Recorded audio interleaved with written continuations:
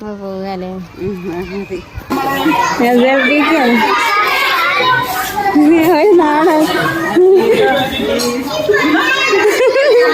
ഒരു നാടാവുന്നുണ്ട്.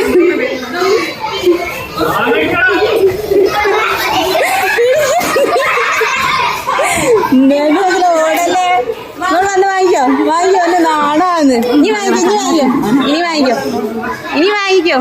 നീ വാങ്ങി 2 കൈ കൊണ്ട് വാങ്ങി. എന്താ ഒരു പ്രശ്നം പോയി വന്നില്ലേ? വീഡിയോ